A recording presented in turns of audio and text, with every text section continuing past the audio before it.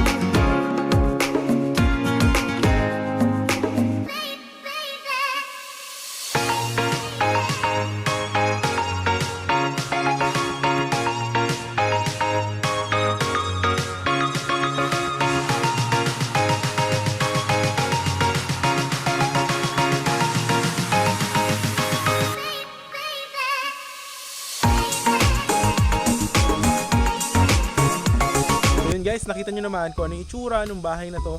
So napakaganda guys. Yung doon sa baba niya, maganda if you are mahilig sa mga party or gatherings with the family. I will highly advise this one, no? So pasok tayo para makita nyo. So yung mga concrete roads guys, kasya dalawang sasakyan. Ayan. Kasya dalawang SUV. Ayan. Tapos ang maganda rito guys, napakatahimik. Ito siya. Ito yung lot. Kasya 3 garage and 3 car. Ayan. So pasukin natin siya guys.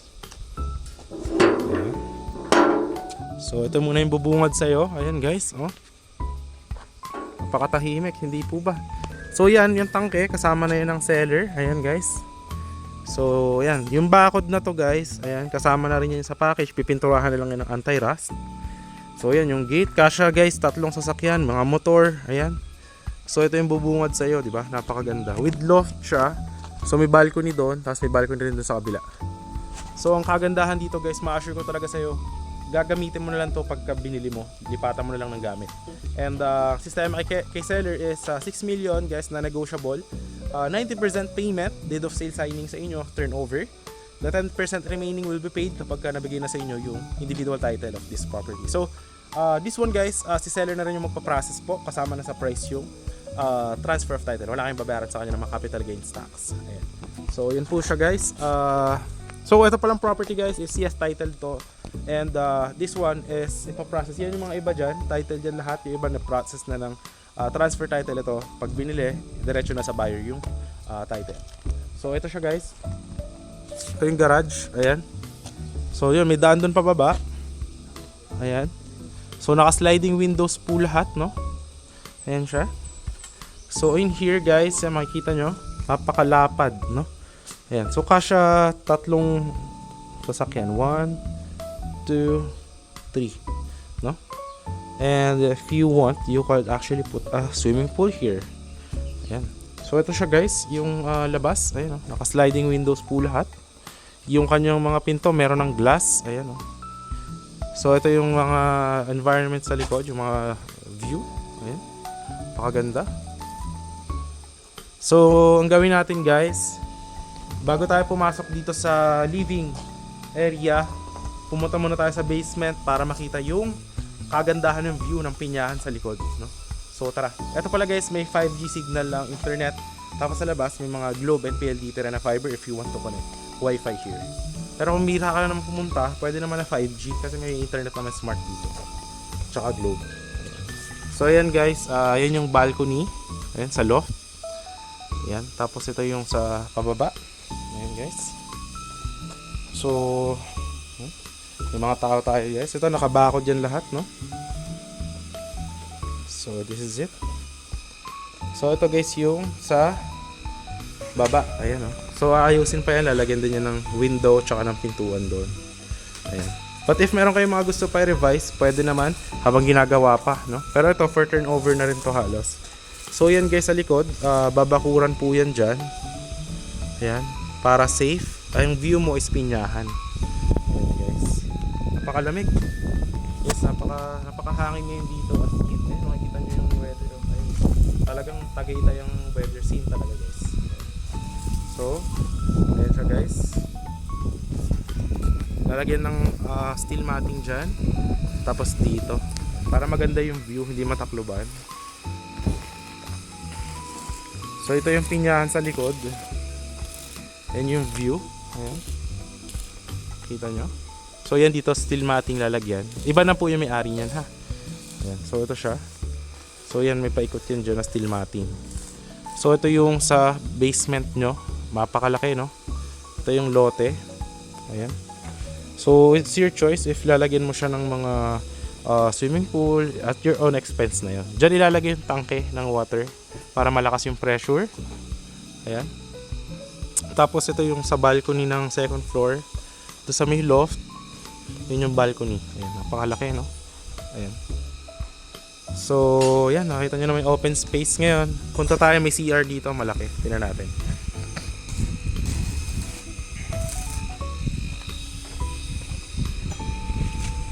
Ayan guys, dito. Ito yung basement. Ayan o, napakalaki ng room na to. So tatapusin naman yun guys, ayusin to. Talagyan ng windows here, doon yung pinto. Ayan. Pero kung may mga gusto kayo pabago, pwede naman. Ayan yung view dito sa taas. Ayan siya guys. Hindi po ba napakalaki ng 200 square meter? And if you like party, no?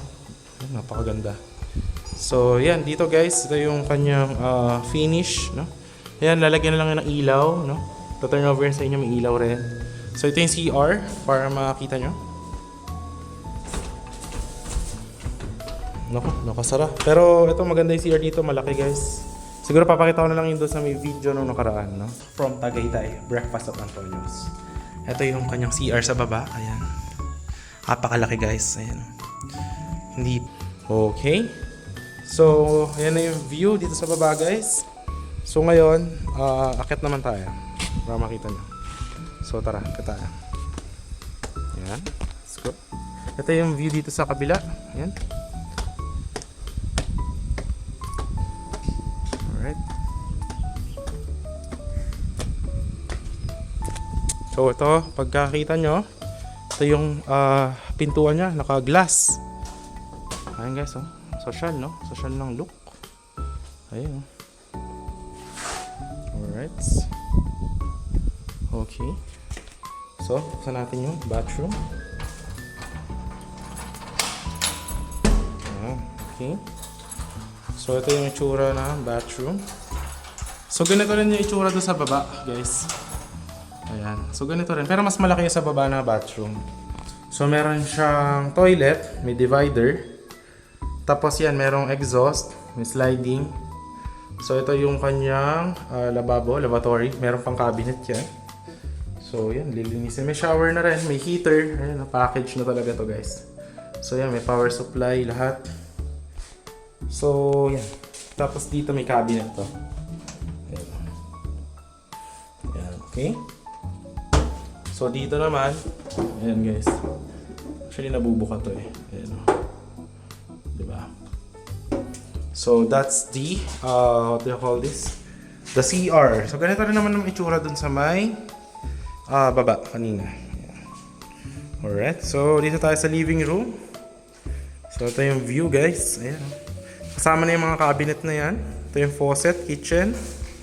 Diba? So habang nagluluto ka, ito yung view mo. Kita mo yung mga parking, may mga bisita, no? Mga kids naglalaro. Pwede sila mag-jogging-jogging dun sa labas, no? So ito siya. Napakalamig, no? Actually mahangin guys, as in. Ayan. So ito yung power supply guys. Ayan. Yung sa mga breaker niya, kasama na yun, naka-modern. So ayan, no? Kita nyo. Ito yung mga cabinet sa baba. Alright. Ayan. Ba, napakaganda, no? Ayan, no? Ayan siya guys. Alright. Ayan. So yan, ang maganda dito guys, hindi ito kahoy. So hindi ito aanayin, no? Talagang pang matagalan to guys. Ayan. So yan yung faucet. So pwede mo lagyan dyan ng lutuan, no? Actually napakalaki, no? Ang ganda. Maganda tong house na to. Ayan yung mga sliding windows. Ayan. Ito yung hagdan, no? So pakita natin yung balcony here. Ayan. Ayan yung mga saksakan guys. Ayan. Alright. Yung mga ilaw. Ayan yung mga ilaw. So ito. With glass to guys. Ayan. Kita nyo. Alright. So ito yung itsura sa view. Ayan ang living room. No? Actually malaki. Ito yung papunta doon sa loft. Sa kabila sa taas. So may akit tayo dyan. So this one. No? Ngayon. Dito tayo guys. Ito yung balcony sa second floor. Ito yung view. So, ayan siya. Overlooking, no? Ayan siya, guys. Alright. Napakaganda. Napakatahimik, no? Ayan siya. So, payapang-payapa, guys. Ayan. Payapang-payapa yung surroundings. Talagang nakaka-peace of mind, no? At yung view mo ng mga pinyahan, hindi po ba? Napakaganda. So, laki, no? So, dito naman yung room. Ayan, guys. Ito yung kwarto na katabi ng living area. Ayan guys. So ito siya. Ito yung bathroom dito sa kabila.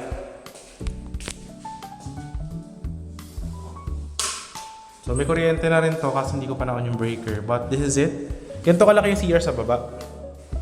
So ayan, lagyan natin ng flashlight. Ayan. So meron siyang heater, exhaust, tapos toilet. Ayan. Naka-tiles po yan lahat, no? Ayan siya guys. Yun yung CR niya. Ayan o, diba? Alright. With the bidet. Tapos ito yung cabinet. Ayan. Ayusin na lang yan. But this is it. Ang laki, diba? Ayan o. Ito nyo. So that is the CR. Tapos ang maganda, yan, pag ganyan yung pasok para ano nyo pa yung space. Alright. So dito, ito yung room. Yan. Para magka-idea kayo. CR. Ito yung room. Yan. So, laki, no? Kasi yan yung view. No? Maganda overlooking. So, ngayon, akit naman tayo sa loft. Ayan, dito tayo sa third floor. Okay, let's go. Ayan. Okay. So guys.